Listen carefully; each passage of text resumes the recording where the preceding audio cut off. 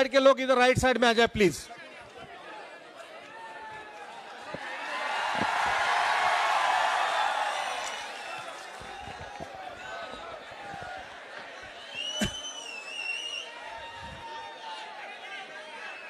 पहली बार आपके दयारे मोहब्बत में हाजिर हुआ हूं। फैजपुर की यह तारीखी सरजमीन और मेरी आंखों के सामने हजारों की तादाद में मौजूद यहाँ के नौजवान साथी, बुजुर्ग, माएं बहनें और राजनीतिक पार्टियों के सभी पदाधिकारी जो साथी इधर उधर खड़े हैं, उनसे गुजारिश है कि कुर्सियों पे बैठ जाएं। आपके अपने उम्मीदवार धनंजय शिरीष चौधरी जी, आपके आमदार शिरीष दादा मधुकर राव चौधरी जी, माजी आमदार रमेश दादा चौधरी, आपके प्रभाकर अप्पा सोनवड़े जी जो चोपड़ा से आपके उम्मीदवार हैं, रोहिणी खटसे जी जो मुक्ताई नगर से आपकी उम्मीदवार हैं, यहां मौजूद इनायतुल्लाह खान साहब, साइमा जी, प्रभाकर अप्पा सोनवड़े जो चोपड़ा से उम्मीदवार हैं, उनका नाम तो मैंने ले ही लिया, प्रतिभाताई शिंदे, अब्दुल करीम सालार साहब, हारून नदवी साहब, गुलाम रजा साहब, मुकुंद सबकाले साहब, हाजी शब्बीर साहब, मुकेश एवले साहब, फरीद काजी बुरहानपुर से जो यहाँ एज ए प्रभारी काम कर रहे हैं, हमारे साथ आए हुए हैदराबाद से ख्वाजा बिलाल, नासिर साहब, और इस तपती दोपहरी में भी, धूप में भी बड़ी तादाद में यहां इकट्ठा हमारे साथी। माइक थोड़ा बेहतर हो सके तो कर दें, इसकी आवाज थोड़ी सी डिस्टर्ब सी लग रही है। पहली बार आपके बीच में आया हूं फैजपुर वालों, और आया भी तो ऐसे मौके पर आया कि जब महाराष्ट्र इलेक्शन के मुहाने पर खड़ा है और आने वाली 20 तारीख को आपको न सिर्फ रावेर के मुस्तकबिल का फैसला करना है, न सिर्फ चोपड़ा के मुस्तकबिल का फैसला करना है, न सिर्फ मुक्ताई नगर के मुस्तकबिल का फैसला करना है, बल्कि महाराष्ट्र के मुस्तकबिल का फैसला करना है। इसी थके हुए दस्ते तलब से मांगते हैं, इसी थके हुए दस्ते तलब से मांगते हैं, जो मांगते नहीं रब से वो सबसे मांगते हैं। वो भीख मांगता है हाकिमों के लहजे में, हम अपने बच्चों का हक भी अदब से मांगते हैं। फैजपुर वालों, मैंने कहा ना पहली बार आया हूं और आज आने का मकसद एक चुनावी जलसा है, लेकिन उससे पहले मैं यहां खड़ा होकर के आपके आमदार शिरीष दादा मधुकर राव चौधरी जी का शुक्रिया अदा करना चाहता हूं, खुसूसी तौर पर यह एतराफ करते हुए कि मेरी खुशनसीबी है कि मैं महाराष्ट्र की नुमाइंदगी करता हूं देश की पार्लियामेंट में, राज्यसभा में महाराष्ट्र की नुमाइंदगी करता हूं। हमारे नेता राहुल गांधी जी ने जब मुझे देश की पार्लियामेंट में भेजने का फैसला किया तो शायद उन्हें यह इल्म था कि महाराष्ट्र से मेरा एक रूह का रिश्ता है, इसलिए उन्होंने मुझे महाराष्ट्र से राज्यसभा में भेजने का फैसला किया। और जब मेरी पार्टी ने यह फैसला किया और मुझे चुनाव लड़ने के लिए राज्यसभा का महाराष्ट्र भेजा, तो वहां अपनी स्टाइल में, अपने अंदाज में टोपी लगा करके एक आमदार मुझे मिले जो आपके अपने आमदार हैं। आने वाली 23 तारीख तक, उसके बाद उनका बेटा आपका आमदार हो जाएगा। और जब वो मुझे मिले तो उनका एक एहसान है मेरे ऊपर, जिसका मैं एतराफ करना चाहता हूं कि राज्यसभा के चुनाव में जब एक एक वोट की मारामारी होती है, खरीदने के लिए, बांटने के लिए, रिजेक्ट करवाने के लिए तरह तरह की साजिशें होती हैं, ऐसे में भी शिरीष दादा मधुकर राव चौधरी साहब आगे आए, उन्होंने मेरा हाथ पकड़ा और मुझे कहा कि आप मेरे भाई की तरह हैं, आप देश की राज्यसभा में जाएंगे, मेरा एक वोट आपके लिए हमेशा मौजूद है। तो आज अगर मैं देश की पार्लियामेंट में हूं, आपके मुद्दों पर वहां बोल रहा हूं, लड़ रहा हूं, आवाज उठा रहा हूं, तो उसकी बुनियाद में शिरीष दादा का बहुत बड़ा हाथ है। मैं चाहता हूं कि शुक्रिया की एक जोरदार ताली आप इनके लिए बजाएं।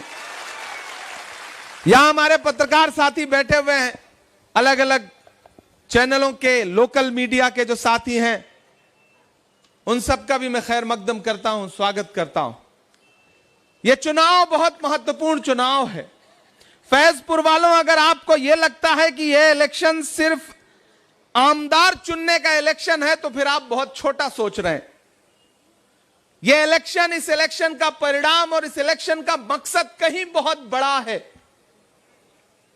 महाराष्ट्र का चुनाव यह तय करेगा कि महाराष्ट्र को कोई दिल्ली में बैठ करके रिमोट से चलाएगा या महाराष्ट्र की आवाम महाराष्ट्र को चलाएगी। यह इलेक्शन तय करेगा कि अभी लोकसभा चुनाव में भाजपा के जो नेता संविधान बदलने के नारे लगा रहे थे, चाहे वो अनंत हेगड़े हो, चाहे लल्लू सिंह हो, चाहे दिया मिर्धा हो, चाहे उनके तमाम बड़े बड़े नेता हो जिन्होंने नारे लगाए थे कि हमें बहुमत दो क्योंकि हमें संविधान बदलना है, वो तो भला हो भारत की जनता का। मैं शुक्रिया अदा करता हूं देश की आवाम का, जिसने 400 पार का नारा लगाने वालों को ला करके 240 पे ऐसा पटका कि वह संविधान बदलने की बातें करना भूल गए।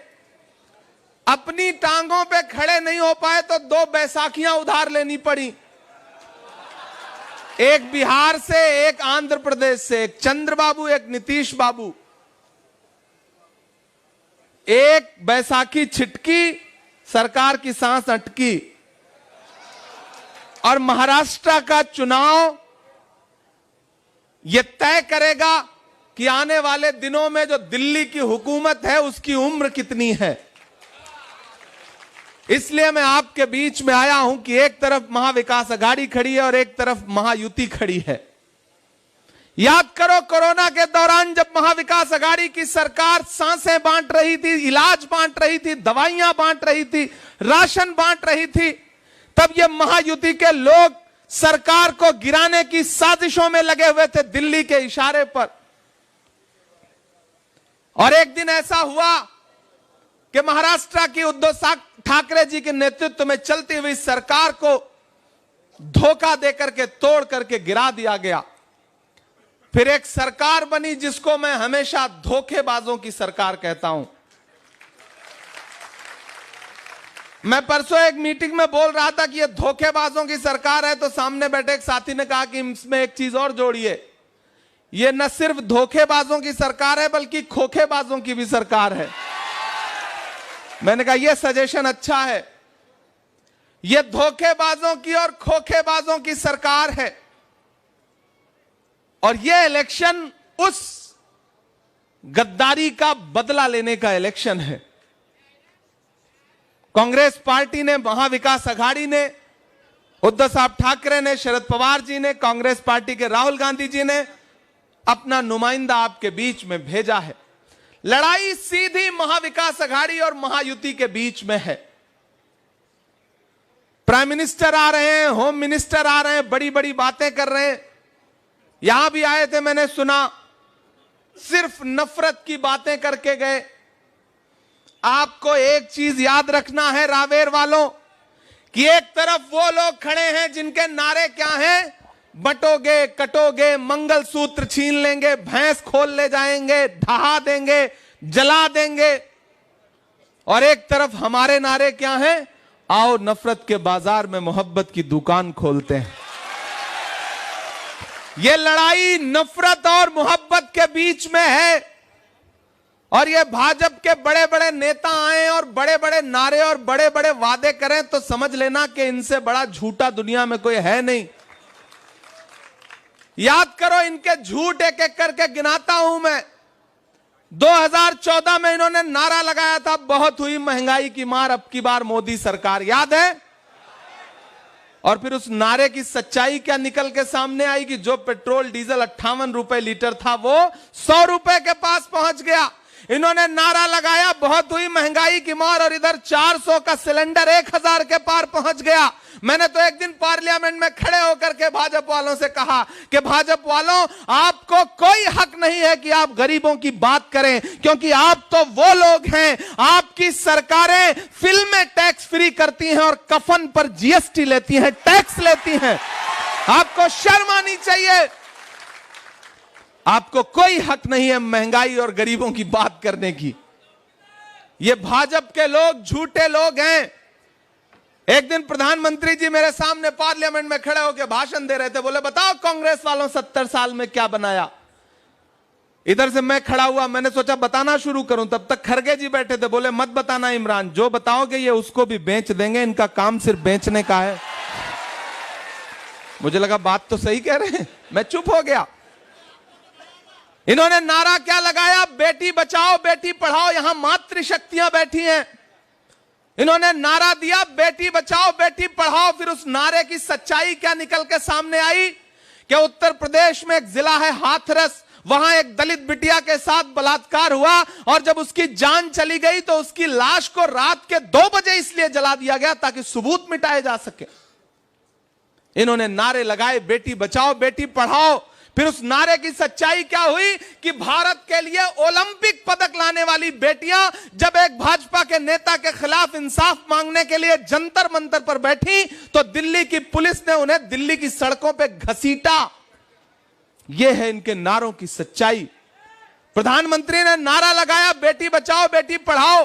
15 अगस्त को देश के लाल किले पर खड़े हुए भाषण दिया उन्होंने महिला सशक्तिकरण के लिए, और भाषण देने के महज 2 घंटे बाद उसी 15 अगस्त को गुजरात में बिल्किस का बलात्कार करने वाले सजा काट रहे आरोपी न सिर्फ जेल से छोड़े गए बल्कि उनका फूल मालाएं पहना करके स्वागत किया भाजपा वालों ने।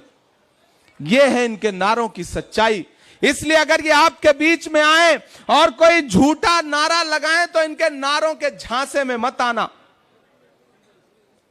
ये चाहते हैं कि महाराष्ट्र को या तो गुजरात से चलाया जाए या फिर दिल्ली से रिमोट कंट्रोल से चलाया जाए।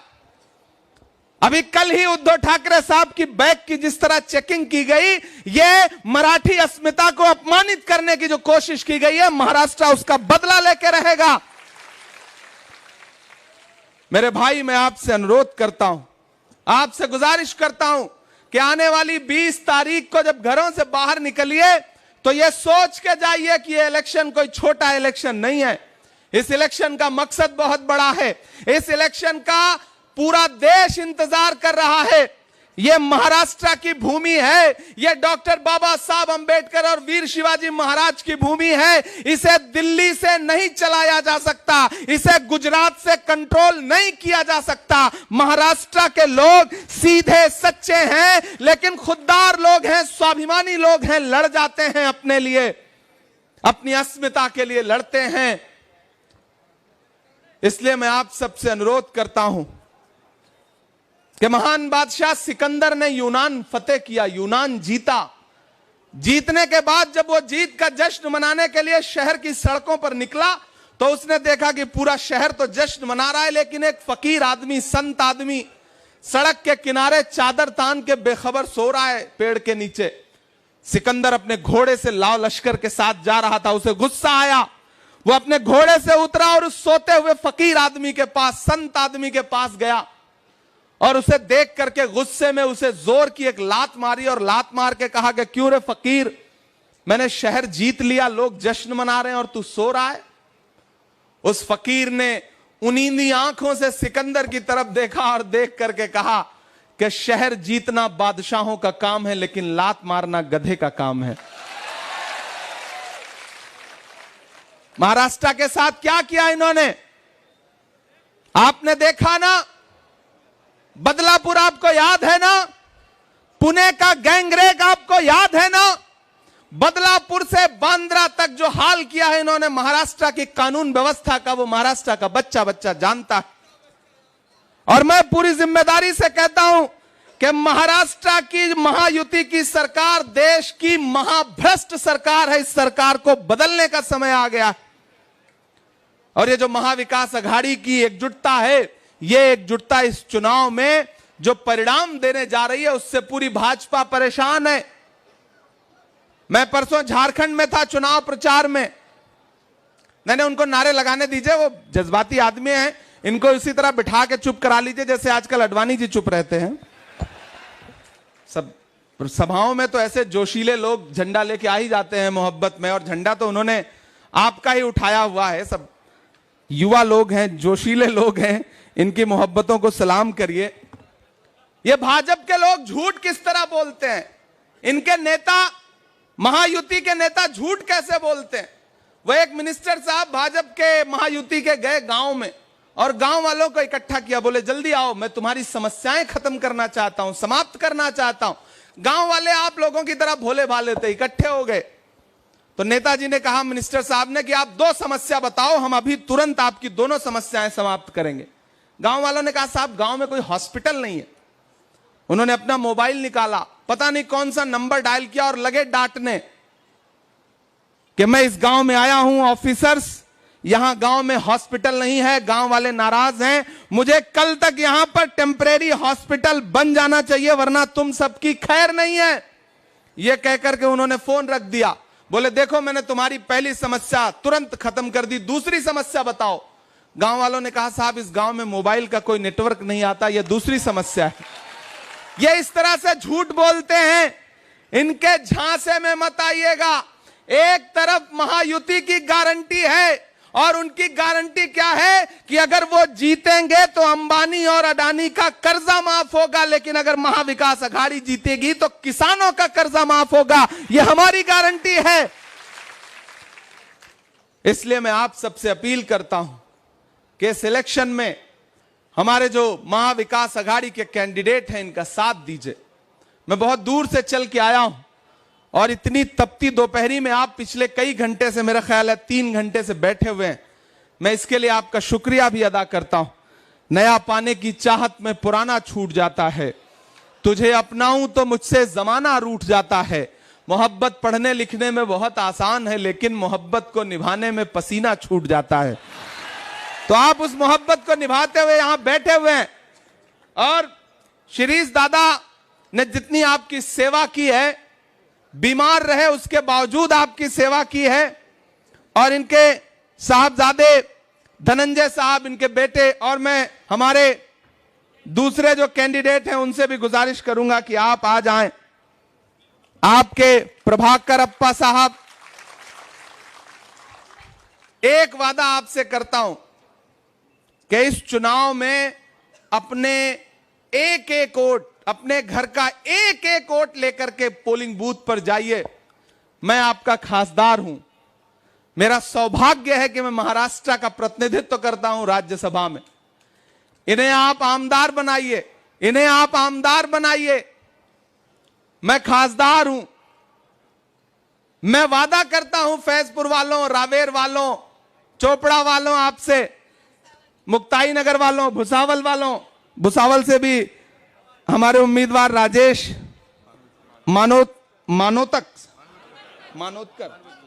मानोतकर, कांग्रेस के जो हमारे कैंडिडेट हैं उनसे, उनके यहां के लोगों से भी वादा करता हूं कि जो काम आप इनसे करवाना चाहेंगे ये करेंगे। निधि कम पड़ेगी तो मैं अपना साइन करके ब्लैंक लेटर पैड इनको दे दूंगा। जहां निधि की जरूरत पड़ेगी उसका इस्तेमाल करें, क्योंकि मैं आपका हूं, आपका अधिकार है मेरे ऊपर, आपका हक है मेरे ऊपर। और ये तो बहुत युवा हैं, नौजवान हैं। पहला कैंडिडेट मिला है जो मुझसे उम्र में कम है, वरना जहां भी जाता हूं मुझसे सीनियर लोग ही मिलते हैं। तो इनके लिए तो मैं और जोर से वोट मांगूंगा, और जोर से अपील करूंगा।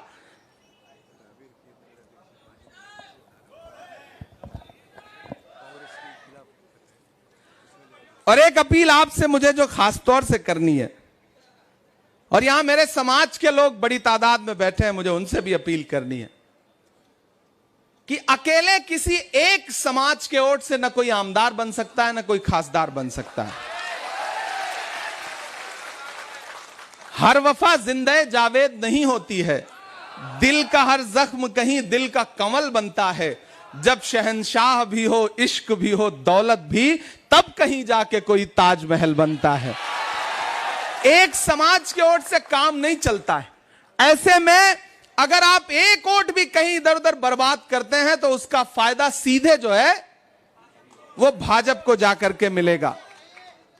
सियासत जज्बात का नाम नहीं है, सियासत दिल से की जाने वाली चीज का नाम नहीं है। दिल और दिमाग दोनों इस्तेमाल करिए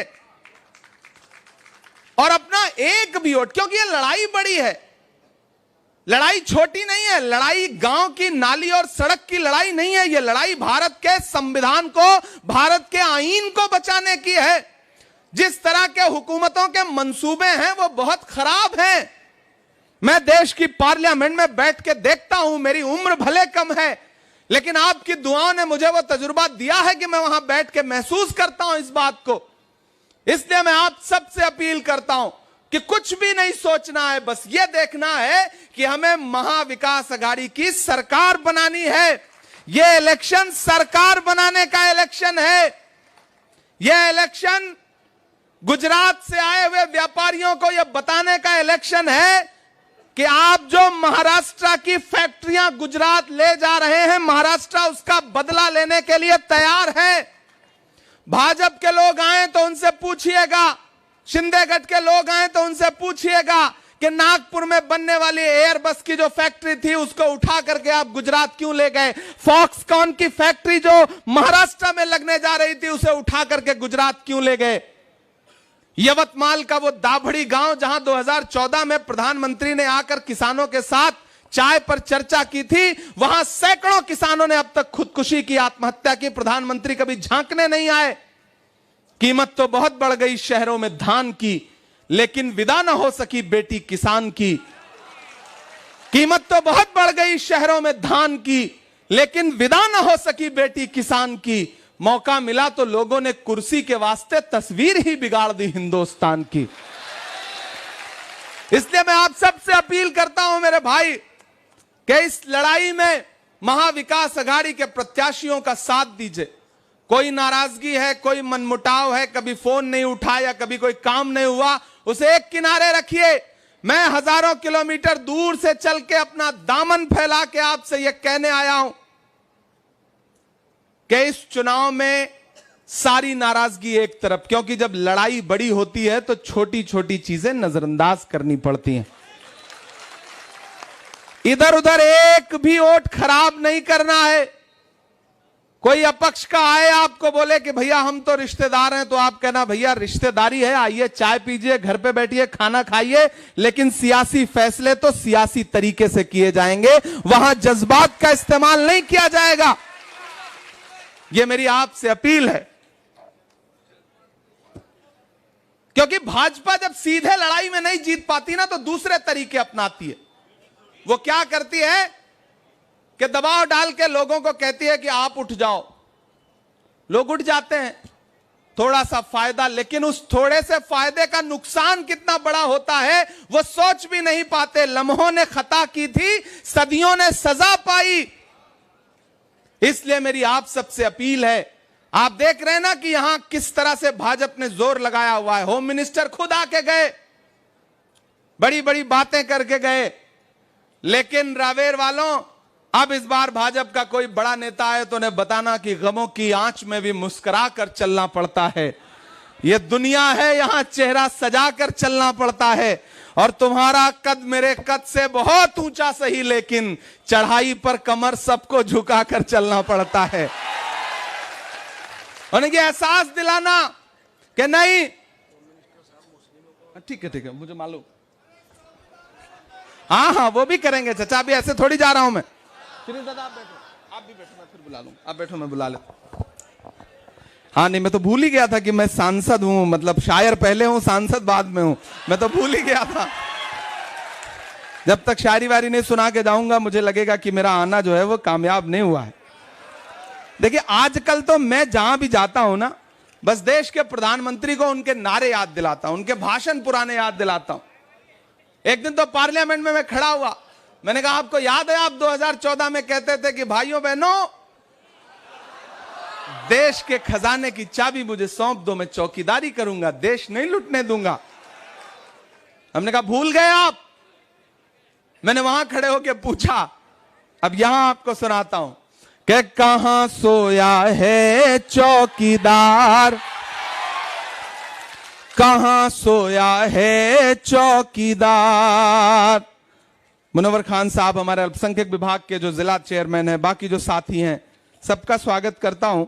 आप बहुत समझदार लोग हैं शिरीष दादा, इनको ज्यादा समझाने की जरूरत है ही नहीं है। ये तो ऐसे लोग हैं कि अमित शाह जी इनसे मिल जाएं तो ये उन्हीं को उल्टा समझा दें कि कांग्रेस को वोट दीजिए। कहां सोया है चौकीदार, कहां सोया है चौकीदार। थक तो नहीं गए आप? मुझे लगना चाहिए कि मैं फैजपुर में खड़ा हूं, रावेर में खड़ा हूं, थके नहीं हैं आप लोग।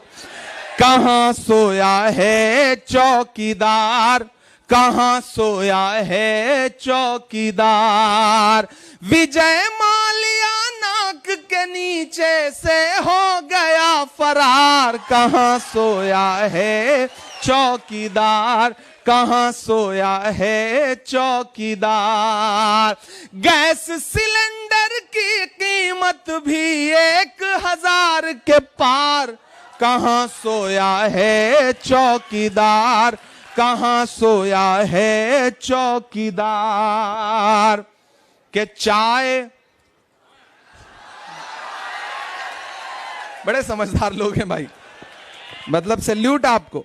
चाय नाम ले लो, आपको बिना पिए ही स्वाद आ जा रहा है। ये है रावेर के चाय बेचने वाला पूरा भारत बेच रहा है। बेच रहा है कि नहीं बेच रहा है? बेच रहा है कि नहीं बेच रहा है? तो फिर आपकी तालियों का शोर दिल्ली तक जाना चाहिए कि चाय बेचने वाला पूरा भारत बेच रहा है। इसी काम में हासिल उसे महारत बेच रहा है कि रेल बिक गई, तेल बिक गया, बिका हवाई अड्डा। अगली जो लाइन है ना, उसमें एक नाम आएगा और फिर आपको स्वाद असली वाला आए तो फिर आपकी तालियों का शोर पूरे महाराष्ट्र में जाए, दिल्ली तक जाए।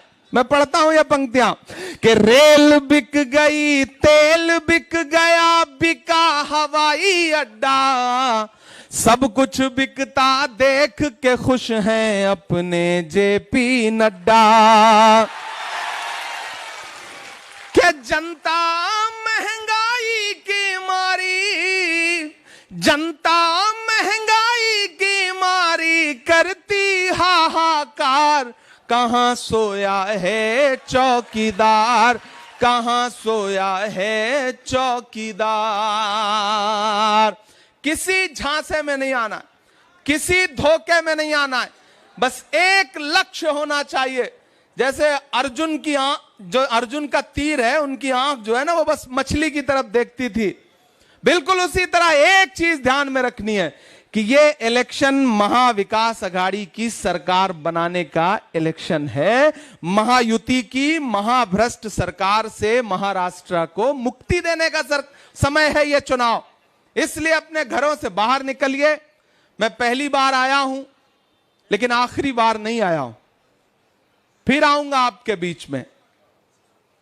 जख्म पर जख्म खा के निकले हैं हम, अगर मुस्कुरा के निकले हैं।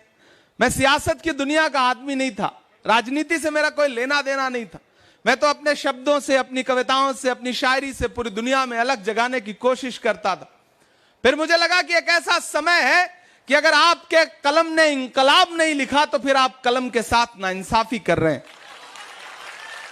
मुझे लगा कि जब कलम को नियंत्रित करने की कोशिश सियासत के गलियारों से की जा रही है तो चलते हैं उसी सियासी गलियारों में और सियासत को बर्बाद और बदनाम करने वालों की नाक में दम करते हैं। मैं देश की पार्लियामेंट में हूं आपकी दुआओं से, आपकी वजह से, महाराष्ट्र की वजह से देश की पार्लियामेंट में हूं। आपने चुन के शिरीष दादा को असेंबली में भेजा, फिर इन्होंने चुन के मुझे देश की पार्लियामेंट में भेजा। तो बुनियाद में तो आप ही हैं, नींव में तो आप ही हैं। वो अलग बात है कि हम नींव के पत्थर हैं, दिखाई नहीं देते।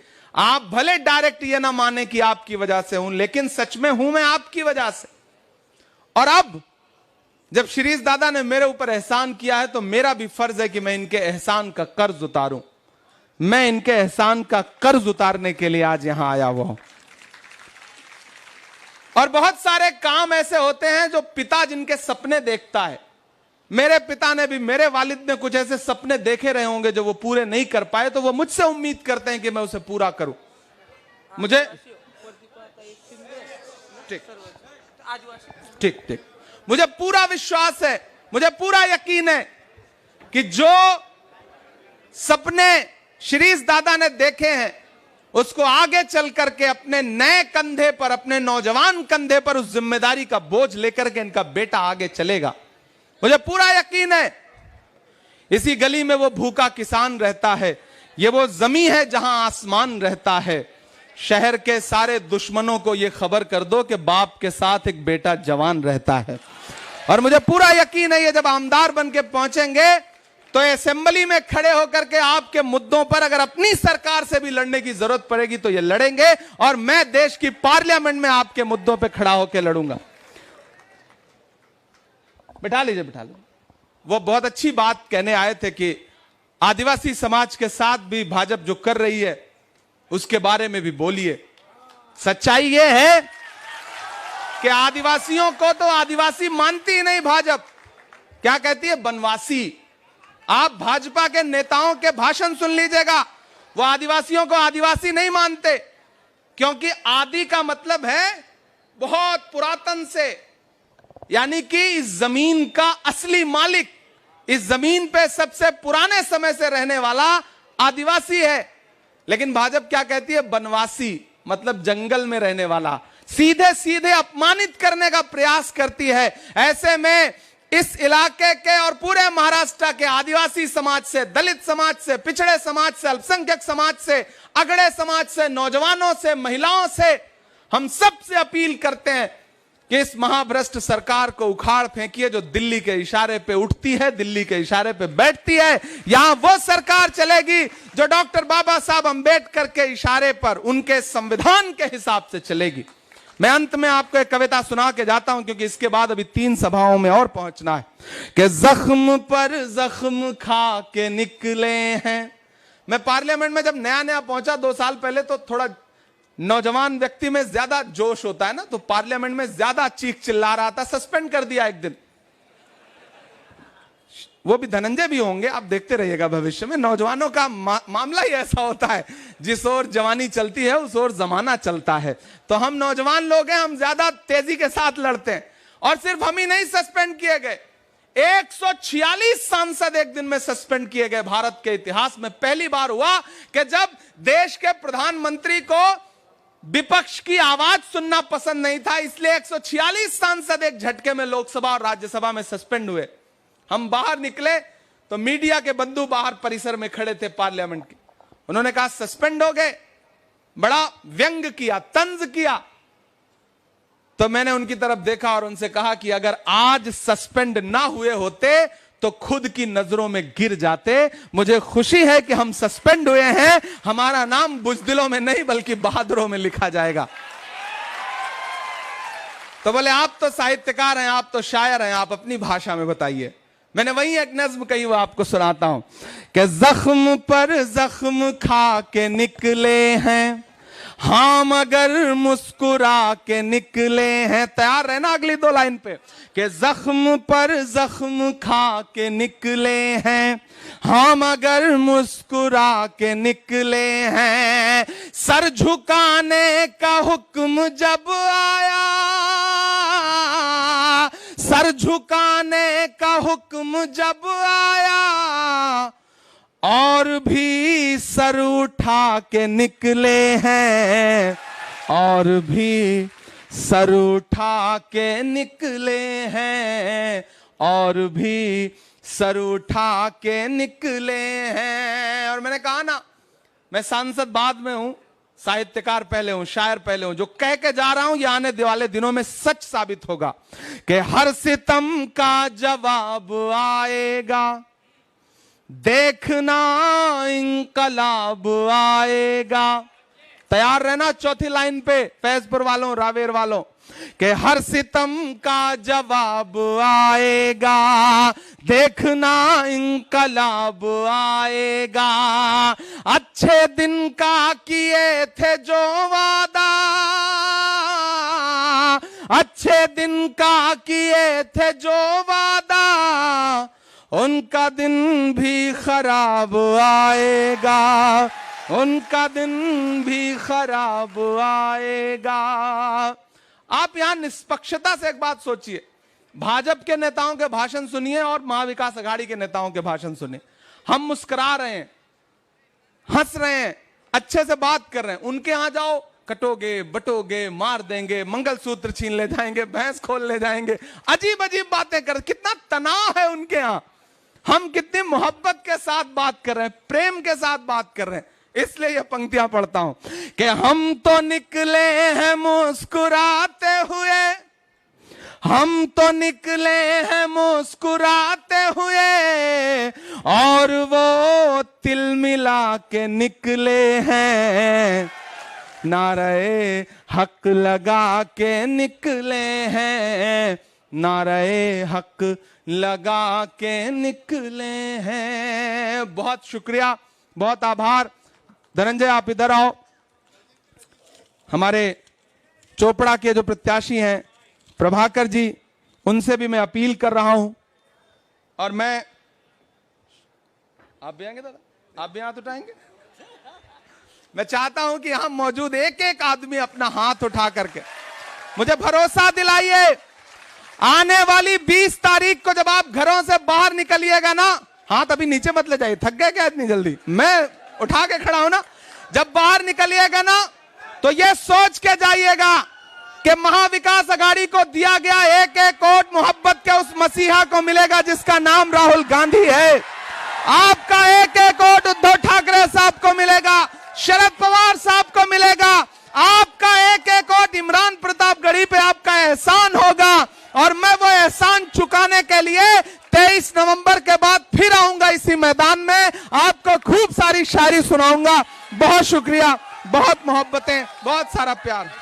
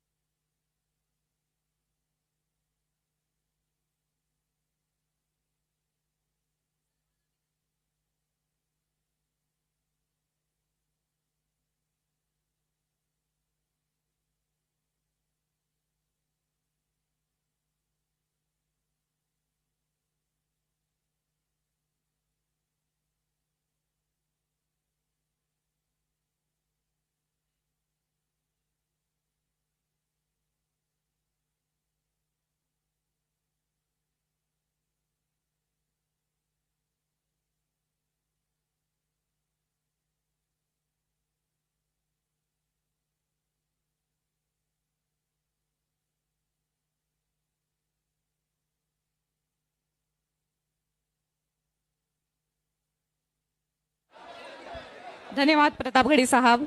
आपके शब्दों में वो जादू है जो दिलों को जोड़ने का काम करती है, और आपके शायरी ने लाखों दिलों को छुआ है और समाज को एक नई सोच दी है।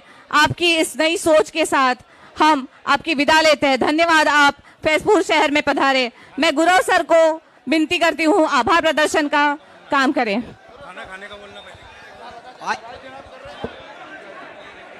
मैं यहाँ पर आए हुए तमाम रावेर, यावल, फैजपुर से आए हुए तमाम मोअज़्ज़िज़ीन को शुक्रिया अदा करता हूँ कि एक जंग जो महाराष्ट्र को बचाने के लिए चल रही है, उसमें आप यहाँ पर, भाई खाने का इंतजाम है।